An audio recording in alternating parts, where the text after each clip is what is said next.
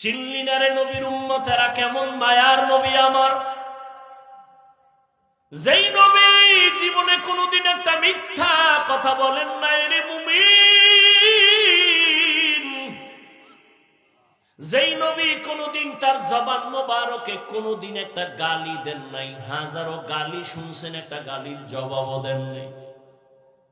প্রত্যেকটা মানুষ যদি চিন্তা করে, স্বামী হইয়া যদি চিন্তা করে রহমতের নবী স্ত্রীর সাথে কেমন আচরণ করছেন, শুধু এতটুকু ভাবে, কি করছেন জানার দরকার নেই, শুধু ভাববে নবী কি আচরণ করছেন, জানি না কিন্তু কি করছেন, অবশ্যই ভালো করেছেন, শুধু এতটুকু ভাবলে কোন স্বামী স্ত্রীর উপরে জুলুম করবে না।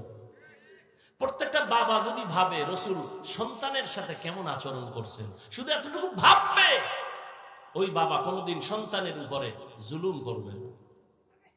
প্রত্যেকটা সন্তান যদি এইভাবেই ভাবে, কারণ আমার নবী তো আদর্শ, দুই জিনিস ধরে রাখলে ঈমান যাবে না, সম্মান যাবে না। রহমতের নবী আমার ওই দুই জিনিস দিয়ে গেলেন, এখনো যদি ধরে রাখে, যাদের কাছে আছে খালি আলেম না, দুনিয়ার লাইনেও যদি এই দুই জিনিস যারা ধরে রাখছে তারা এখনো সম্মানে আছে, কোনো পেরেশানি নাই।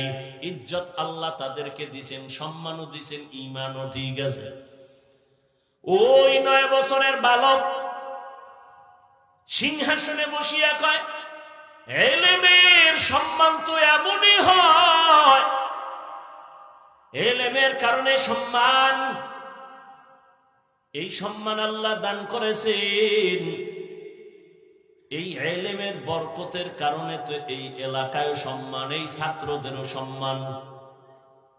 যার কাছে এলেমের নূর আছে তার কাছে কোনোদিন অসম্মান গিয়া ধাক্কা লাগবে না।